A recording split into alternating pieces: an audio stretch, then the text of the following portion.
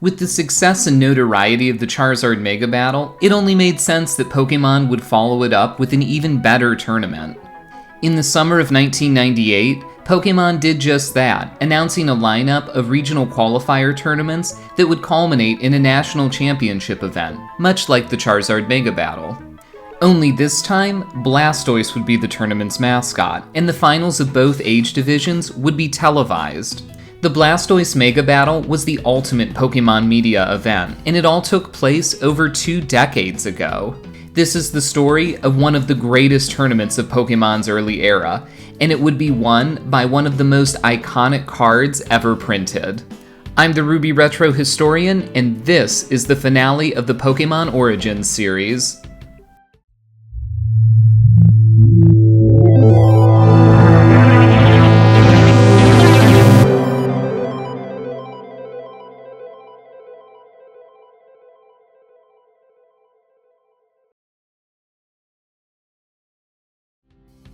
The Blastoise Mega Battle was scheduled to be held on August 30th, 1998 at TV Tokyo headquarters. The event was designed to be more exclusive and less of the party-like atmosphere of the convention hall used for the Charizard Mega Battle. The trade-off was that the finals would be recorded and live commentated for the 64 Mario Stadium Variety Show, with the qualifying league being broadcast on September 3rd and the final tournament on September 10th. Not only would the finalists take home beautiful trophies of the Blastoise Evolution line, they would also be featured on TV for Pokemon fans across Japan to watch. That feels like the real prize to me, but I mean, come on, these trophies are incredible. To qualify for the opportunity to compete, players had to finish in the top 3 of the regional qualifier tournaments. Truly a television audition for the ages. Held across Japan, players competed in 5 regional qualifiers, split into junior and senior age divisions. Similar to previous tournaments, junior players were those in elementary school and seniors were those in middle and high school. Attendance for these events was capped. Invitations to compete in the qualifiers were extended to those who won the Charizard Mega Battle, with the remainder given to competitors via lottery. Wait a minute, a lottery to get into a Pokemon event? I think I've heard this one before. The competitor pool at each qualifier is estimated to have been at least 64 players in each age division, with the Kanto and Kansai Juniors tournaments each featuring 192 players. All told, not even 1,000 players were able to compete in the qualifiers across both age divisions. While 5 regional tournaments was a drop from the Charizard Mega Battle's 6, some of the tournaments were actually spread across 2 days, so really, they featured more chances for players to qualify. Each tournament featured a morning and afternoon session, with the Kanto and Kansai tournaments lasting 2 days, consisting of 4 total tournaments. However, these were split into 3 junior tournaments and 1 senior tournament, so Pokemon really wanted more young children competing than older trainers. The rest of the tournament sessions were evenly split, featuring 1 junior and 1 senior tournament. These tournaments were lightning fast, each running about 3.5 hours. At each tournament, only the top 3 players would qualify for the Blastoise Mega Battle, so the 3rd place playoff was incredibly important, as there was no second chance qualifying league for 4th place players like last time. Unlike the Charizard Mega Battle, we have far more information about the regional qualifiers from the Blastoise Mega Battle. The regional qualifiers had some, well, pretty unique rules, some reminiscent of the Charizard Mega Battle, and others that were entirely brand new. Like the previous tournament series, cards from base set through Team Rocket were legal for play. However, cards from Team Rocket were limited to a max of 10 cards per deck, an increase from the previously allowed 6 during the Charizard Mega Battle. Another change was that instead of limiting cards from Expansion Sheet 1, players could use as many cards from that set as they wanted, but instead were restricted to 4 cards from Expansion Sheet 2. Additionally, 2 Gym Leader starter decks featuring Brock and Misty were released in April and were now fully legal for play. Lieutenant Surge and Erica decks were also released during late July, but none of those cards were legal as they were too recently printed for players to have equal access to them. These rules definitely kept players on more even footing, given possible issues with card availability from newer releases. Additionally, it also served the purpose of keeping the Team Rocket disruption cards in check. Luckily for players, the Rocket's Trap had not been released yet, but they still had to contend with cards like Rocket's Sneak Attack and Imposter Oak's Revenge. The organizers went one step further to ensure fairness by restricting several promo cards to one per deck. I like this change a lot, actually, considering the amount of product players had to purchase to receive some of these cards, like Hungry Snorlax, which players could only receive by purchasing a Nintendo 64 during a 2-month period. I want to know what kid is buying 4 consoles just to get a playset of this guy. Interestingly enough, the senior winner of the Charizard Mega Battle, Yasuyuki Takada, had to trade a friend for a copy of Hungry Snorlax for his tournament-winning run because his family had a complete ban on all video games. So these restrictions were certainly a welcome change for many players. But the rest of the cards just really weren't competitively viable. The Mewtwo on this list isn't even the energy absorption one, but is the 60 HP version we would receive with Christopher Rush artwork instead of this mirrored Kane Sugimori art. The 2 Mew cards limited were the iconic Lilypad Mew and a Mew we never received in America that had an attack copying opposing Pokemon's attacks. Well, only if it had the required energy attached to it, that is. The promo Mew we're used to seeing from this era was actually included in Japan's Fossil set, so it wasn't a promo at all and was playable at the max 4 copies. But here's where things get interesting. Computer Search, one of the most played trainer cards from the early era, was banned. Yeah, you heard me right, outright banned. Why? Because Professor Oak couldn't figure out how to use his computer. What, was he trying to open a PDF? Whatever the case, the explanation read that if you tried to play Computer Search, you might end up with a computer error. Please, Professor Oak, get some tech support, man. Actually, players would wind up with a computer error just for entering the tournament. At the start of each regional qualifier, they were given a computer error card to add to their deck as the 61st card. So let me get this straight. We're gonna pull Computer Search because an old man couldn't figure out technology, lose the consistency that comes with the card, and instead add another trainer that's not named Bill or Oak that could draw you cards, but benefited your opponent too? Great. Just great, Pokemon.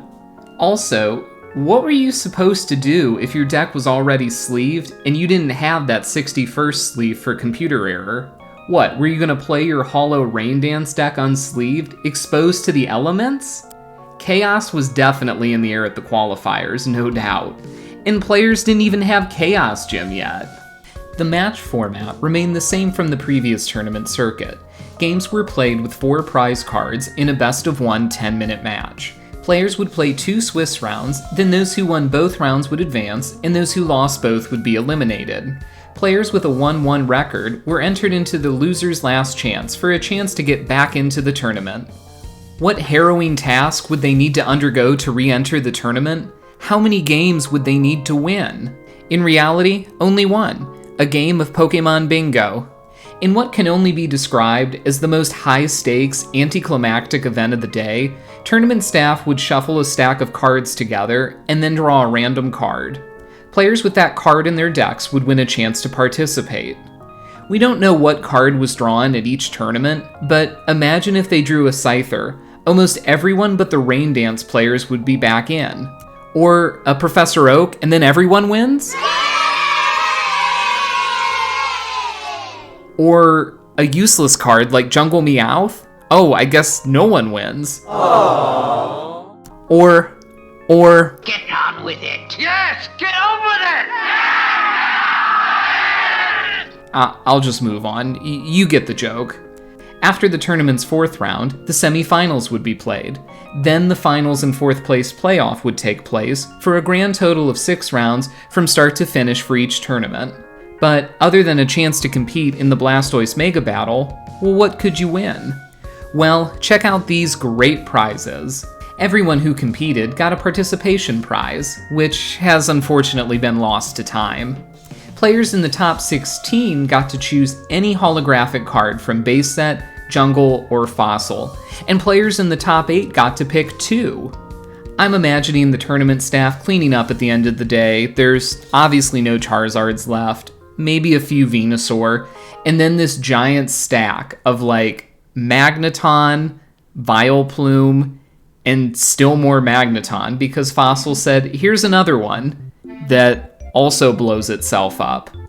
Well, good stuff. Still, pretty unique prizing, and something that I wish we had more of in the West, rather than just receiving booster packs.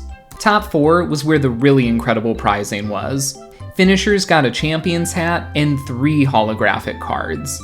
Each of the top 3 earned their respective Pikachu trophy cards and a chance to attend the Blastoise Mega Battle at TV Tokyo headquarters. While many of the players who qualified were unknowns, some players were starting to build quite the resume. At the Kanto tournament, junior player Yasuhito Kajiwara, the winner of the first Kangaskhan parent-child tournament, and senior player Keisuke Miyadera, who dominated his round-robin block at the Charizard Mega Battle but ultimately failed to make cut, both qualified.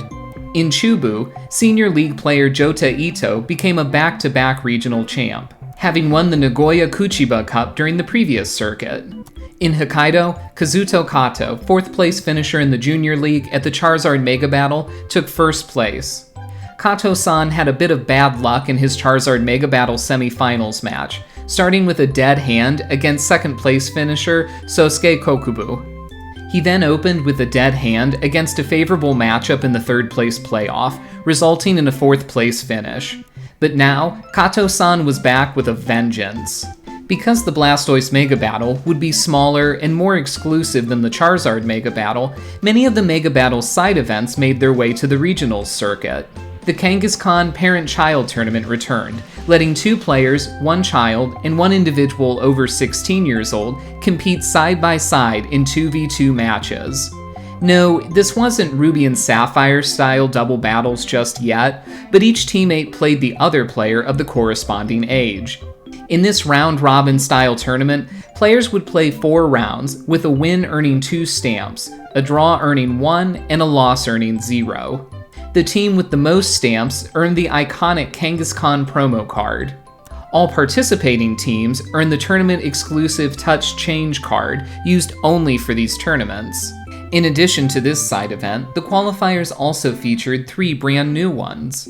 The Good Luck Girl Corner was created to encourage and support girls and women in the main tournament, and the TCG overall. The fact that Pokemon was doing this all the way back in 1998 is incredible. It would be another 2 years until there was even a playable female character in the main series games, but that didn't stop the TCG from taking this step.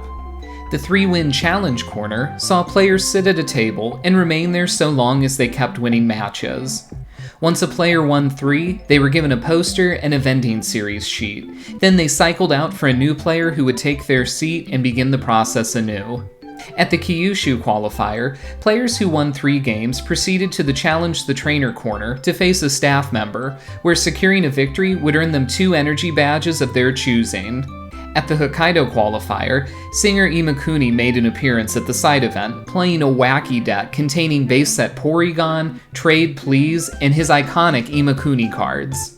The last of the new side events was the Dugtrio Team Battle Tournament. Like Dugtrio being comprised of 3 Diglett, a team of 3 players, without consideration for age division, would form and compete in 10-minute team matches. The first player to play was the Forerunner, who would start play for 5 minutes before the middle player would begin their game, and then finally the last player, the General, would begin, at which point the 10-minute time limit would start. When all 3 games finished, or time ran out, the team that had taken the most prizes would be declared the winner. The winning team would receive legendary bird phone cards with alternative Kane Sugimori art of their fossil printings. I have no idea what a phone card is. I'm a Pokemon historian, not a lost technology one, but whatever these things are, they look pretty awesome. But that's enough of the regional qualifiers. Let's move on to the main course, the Blastoise Mega Battle.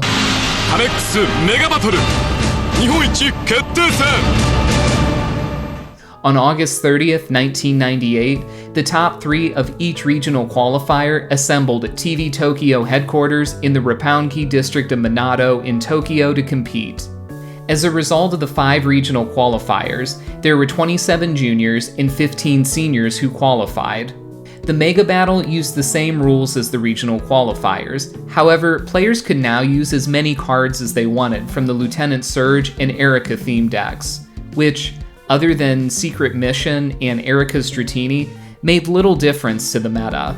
Professor Oak was still downloading viruses from the internet, so computer search was once again banned, and computer error was added to players' deck lists. At 10 a.m., the players were divided into blocks for the qualifying league, where they played in a 3-round, round-robin style tournament. The Junior League had 8 blocks, while the Senior League had 4. At the conclusion of 3 rounds, the players with the best records advanced to the final tournament. While we don't know the exact result of each of the blocks, we know that only 9 of the 15 qualifying seniors showed up, which, in retrospect, is honestly painful to think about. I would never skip this level of tournament. This meant that 3 of the senior blocks only had 2 players each. Why they didn't just do 3 blocks of 3 instead, who knows? But the result was that 2 of the senior league blocks had players tied for the best record. This resulted in another round being played to determine who would move on to the final tournament. When the dust finally settled, 8 junior league and 4 senior league players remained for the final tournament. Of note, previous Charizard Mega Battle competitors Keisuke Miyadera of the Senior Qualifying League and Kazuto Kato, the 4th place junior finisher, advanced in their respective age divisions. In the Senior League, all 3 of the Kanto regional qualifiers' top-placing players advanced to the final tournament alongside Miyadera-san. Kanto was no joke. After all, not even Ash could make it through the Indigo League. Let's kick things off with the Junior League final tournament. Matches were played in a best-of-1 single-elimination bracket. For the 3rd place playoff game, we have tournament footage. As far as we know, this is the earliest known tournament footage of the Pokemon TCG. Sure, we have photos from the first ever tournament in 1997, but not an actual recording of gameplay. And let me tell you, this absolutely rocks. Not only was this played before a live studio audience, but each match was commentated by TCG general producer Tsunekazu Ishihara, 64 Mario Stadium host Toru Watanabe, and lead card master Shinya Takahashi. If the name Ishihara-san sounds familiar, that's because he would go on to be the president of the Pokemon Company. No, not just the TCG, I'm talking about the whole thing, so clearly no pressure for our competitors. Both playing Haymaker variants, Megumi Sasanuma and Kyo Terada get set up and flip their starting Pokemon face up. Sasanuma-san has a Scyther active with a Chansey on the bench, and Terada-san has a Ditto active, also backed by a bench Chansey. Sasanuma-san goes first, immediately playing Bill to draw 2 cards. He follows it up with another Bill. Let's pause for a second and see what the players are working with. Despite it being 1998, we already have the luxury of hand cams. Sasanuma-san has a full grip, complete with fighting and lightning energy, signaling he's running Hitmonchan and Electabuzz. He also has Oak, Plus Power, Energy Removal, and Nightly Garbage Run. Terada-san's hand is, well, pretty bad. He has a Gust of Wind, but no other trainers, instead holding a Grass, Fighting, and double colorless energies, likely for Hitmonchans and Scythers, as well as an Onix from Vending Sheet 2. If you're wondering what Onix does, well, here's an English translation courtesy of TCG1. Basically, it's a worse Lickitung that can paralyze for a Fighting, but it covers Hitmonchan's Psychic weakness as it's only weak to Grass. I'm sure this thing loves seeing Scythers, but hey, at least it can hit Electabuzz for weakness without worrying about Mewtwo. And now let's get back to the game. Sasanuma-san thinks for a minute, then attaches a Lightning Energy to Scyther before passing the turn.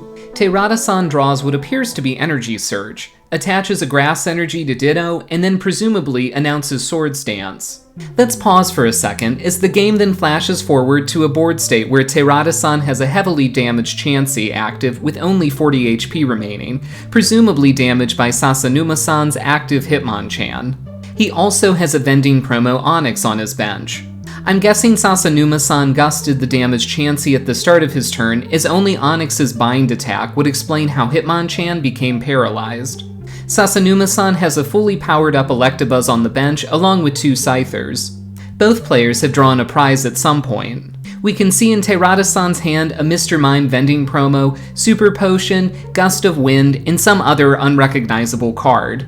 Now that we're all caught up, back to the action, where Sasanuma-san has just used a Professor Oak to refresh his hand.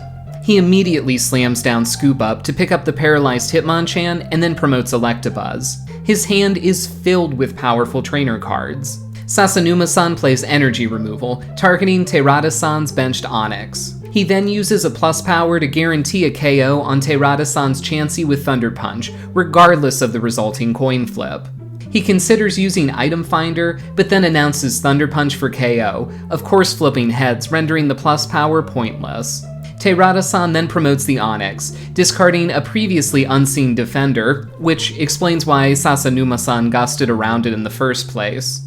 The game then flashes forward again, and we see Sasanuma-san only has 1 prize card remaining, with a fully powered up Electabuzz active, and a Scyther and Electabuzz on his bench with 1 energy each. Terada-san has a damaged Onix active with no energy, and another Onix, a Mr. Mime, and a Hitmonchan on his bench. Sasanuma-san attaches a DCE to his benched Electabuzz and announces Thunder Punch, flipping heads and sealing the match.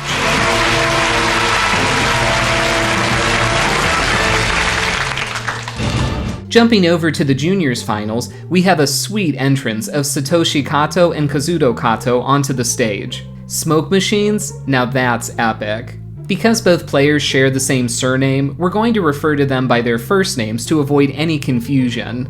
There's the handshake, and now it's time to see who will be crowned the junior champion of the Blastoise Mega Battle.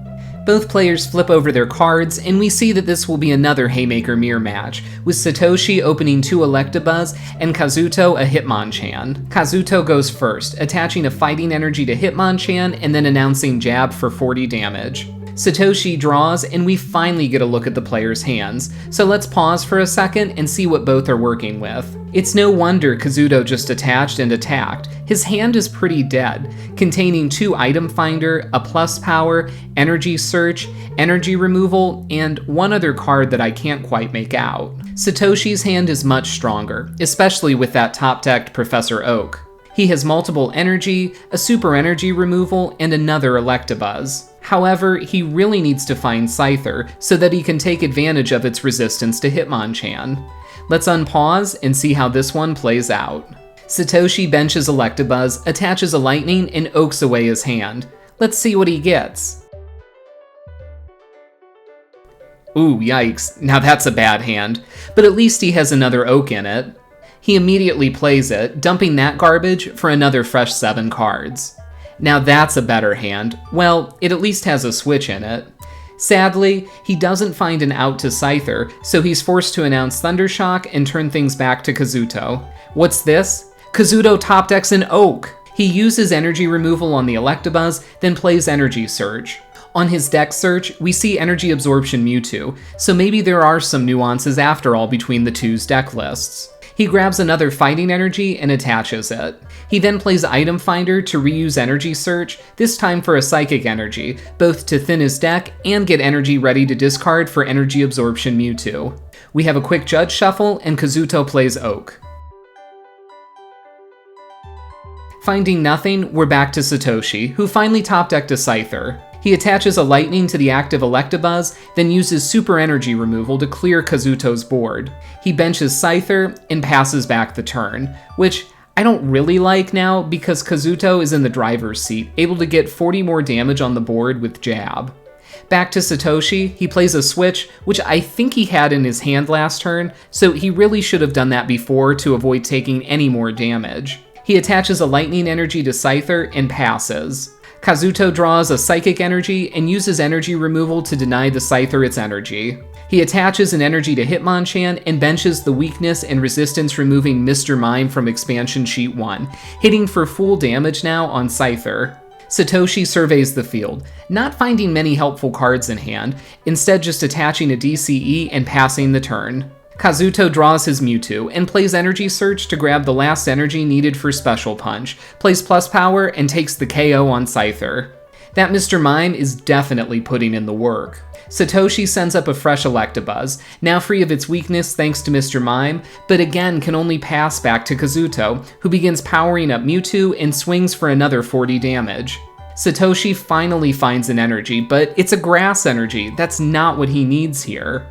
He benches a fourth Electabuzz that he uses to replace the scooped up active to try and buy some time. Kazuto then scoops up his own Mr. Mime to reinstate Electabuzz's weakness and now takes the one-hit KO with Special Punch. As Satoshi didn't bench the scooped up Electabuzz, he now has to promote the damaged one.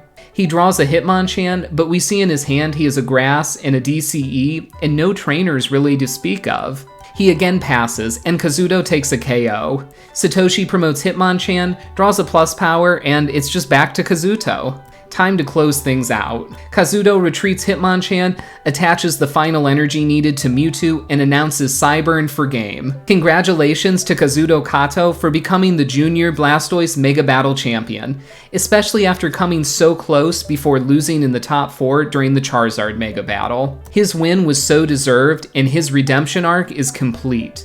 With the juniors finished, let's now turn to the senior division.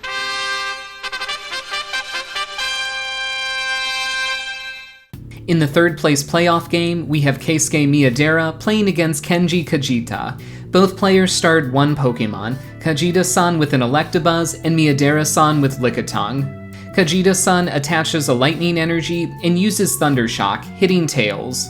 Miyadera-san draws and we finally get to see his hand. And boy, is it a brick. He attaches a Lightning Energy and uses Tongue Wrap, hitting Heads to paralyze Electabuzz. After Kajita-san draws, we get to see a bit more of his hand. While he doesn't have many energy or any other Pokemon, he does have an Oak to refresh his hand, Defender, which he immediately plays to protect against Thunder Punch recoil, as well as Full Heal Energy, which he attaches to heal Paralysis. He hits Tails on Thunder Punch, so Lickitung now has 50 HP remaining. Miyadera-san draws another Lightning Energy, a dead card. If only he could find a draw card or computer search. Oh wait. Thanks, Professor Oak. He attaches a second Lightning Energy and uses Tongue Wrap again, once again hitting Tails. Kajita-san draws Energy Retrieval, puts down DCE, and uses Super Energy Removal to discard both Lightning, keeping the DCE on Electabuzz to use potentially as a retreat option later. He plays Oak for a fresh 7, and we can see Miyadera-san is not having a good time. His face is exactly how I feel watching this one. Kajita-san benches Chansey, and finally remembers to discard the Defender from last turn. He announces Thunder Punch again, this time hitting Heads to deal 40 damage, leaving Lickitung with just 10 HP remaining. Miyadera-san draws, and it's a nightly garbage run. That won't help. He gusts up the Chansey and tries to paralyze it, but no luck. Kajita-san just attaches, retreats, and announces attack for game as Miyadera-san scoops up his prizes. Woof, not a good showing. I blame Professor Oak for this one, or whoever let him have a computer. Poor Miyadera-san, who at least manages a smile after getting completely smoked. But huge congratulations to Kajita-san. But don't worry, we'll see more of Miyadera-san soon. He'll redeem himself just like Kazuto Kato. And now, on to the seniors finals, with another grand entrance to welcome Osamu Asakura and Kunichi Fujisawa to the main stage.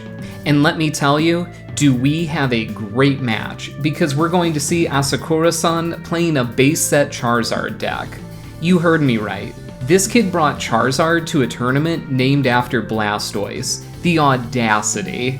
Fujisawa-san is playing a more traditional Haymaker variant, but let's be honest, we all want to see Charizard take home the gold. The players shake hands and we're off. Asakura-san kicks things off, opening Magmar, attaching a Fire Energy, and announcing Smokescreen for 20 damage on Fujisawa-san's Fire Weak Scyther. Neither player has any benched Pokemon. Fujisawa-san slams down Misty's Wrath, forgetting to draw for turn, but then draws, looks at the card, and again opts for an immediate Misty's Wrath. With it, he grabs energy removal and grass energy, discarding an oak, signaling he already has one in hand. We can finally see what's in hand. Well, kind of. Fujisawa-san's cards are a bit of a mess. It looks like Asakura-san is holding a boatload of energy cards. Fujisawa-san benches what appears to be Magmar, plays energy removal, attaches a grass, and attempts to use Swords Dance through the smokescreen effect, failing to get the attack off. Now that's a tough break. Asakura-san draws and immediately benches a second Magmar, and now we finally get a look at his hand, confirming he doesn't have much else going on in it. He attaches another fire to the active Magmar and announces Smokescreen for 20 more damage. Fujisawa-san draws a super energy removal, attaches a DCE to the active Scyther, plays plus power, and oaks for a fresh hand of 7. And now, the game flashes forward several turns, where we see both players in a stalemate with multiple Pokemon on board, multiple energies in play, and lots of damage counters. Fujisawa-san has a fully powered up Magmar that is going in with its Smog attack, Scythers on the bench, and a colorless Pokemon that appears to be Tauros from Jungle. The only way I can tell Asakura-san's active Pokemon is Kangaskhan is because he's flipping coins for its Comet Punch attack, only getting 1 heads out of 4 flips. That laugh says it all, the pain and despair of those 3 tails. We now flash forward again and see that Fujisawa-san has gained the upper hand, down to 2 prize cards remaining to Asakura-san's 3. Fujisawa-san has a fully powered up Magmar active, staring down Asakura-san's Team Rocket Charmander with a Chansey and Magmar on the bench. Asakura-san uses Charmander's Gather Fire power to pull a fire energy from the bench Magmar, attaches DCE, and plays Pokemon Breeder to skip Charmeleon and immediately evolve into Charizard. This game is about to do a complete 180. He announces Fire Spin and takes the KO. He incorrectly discards the fire energy, which leaves him more susceptible to energy removal on the double colorless, but we'll let it slide. The man has a Charizard in play after all. Scyther is promoted, and we're back to Fujisawa-san, who finally has found the weakness-canceling Mr. Mime from Expansion Sheet. Well, not that it's going to do much good against a Charizard dishing out 100 damage, but hey, it's something, right? He thinks, then attaches to a newly benched Tauros. The game flashes forward again, and we see Asakura-san with 1 prize card remaining and a DCE on Charizard. He's in the process of using Misty's Wrath, probably looking for the final energy he needs to take the KO for game. He attaches a DCE, uses Energy Burn to convert the DCEs to fire energy, and announces Fire Spin for game. Charizard has won the Blastoise Mega Battle, a truly fitting end to a fantastic tournament. The crowd has to be absolutely stunned. I mean, come on, an Evolution deck, a Stage 2 Evolution deck nonetheless, took down countless haymakers and won the title. What a great moment in Pokemon history. And now it's trophy time, and check out these bad boys, each a member of the Blastoise evolutionary line, with Squirtle going to 3rd, Wartortle to 2nd, and Blastoise obviously going to 1st. I still can't get over the irony that a Charizard player is taking home a Blastoise trophy.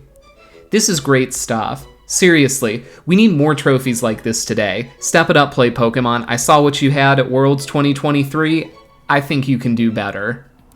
I want to give a huge congratulations to all the finishers in the Mega Battle. You know, it's still incredible to me that we have a recording for an event halfway around the world from 25 years ago. The broadcast might be in Japanese, but the language of Pokemon truly is universal. If you're wondering where we go from here, well, I wish I could tell you all to stay tuned for the Venusaur Mega Battle, but our green friend got the short end of that stick. In 1999, the Mega Battles would be replaced by an even larger tournament circuit, the Grand Party 1999 to 2000, with the Challenge Road Summer Regional Tournaments culminating in another national championship, where the senior division would play at a secret location in the Best in Japan tournament, and juniors would compete in Hawaii at the 1999 Tropical Mega Battle. Despite being bigger and better, we just don't have the plethora of information available to us like we did for the Charizard and Blastoise Mega Battles. By this point, the game was nearing the end of Generation 1, and players didn't even use their real decks until the final round at these events, instead being limited to a collection of pre-selected cards from base, jungle, or fossil for juniors, and sealed theme decks from the gym era for seniors. It's for that reason that the Blastoise Mega Battle truly marked the end of the original competitive era in Japan, and thus marks the end of our Pokemon Origins series. We want to thank you so much for watching. It was truly a labor of love putting the Pokemon Origins series together, scouring the internet for information on long-forgotten tournaments in a language that wasn't our own. And the icing on this Pokemon cake was the fact that footage exists for the final rounds of the tournament. To find the complete episode of 64 Mario Stadium that aired with this footage, head on over to PTCGLegends.com to check it out along with the rest of their great Pokemon retro content. If you enjoyed the Pokemon Origins series and want us to continue to bring content about Japan's tournament circuits, let us know in the comments and be sure to like and subscribe. It really helps out the channel. You can also support us and obtain early access to our videos by joining Patreon for just a few dollars a month. Also, be sure to check out our Discord server. It's been an honor bringing you the history of Japan's early competitive scene. We're looking forward to continuing the main history series videos and continuing to branch out to different areas of the trading card game we all know and love. Maybe even returning to Japan for subsequent eras of the game. This is the Ruby Retro Historian signing off and concluding the story of Pokemon Origins.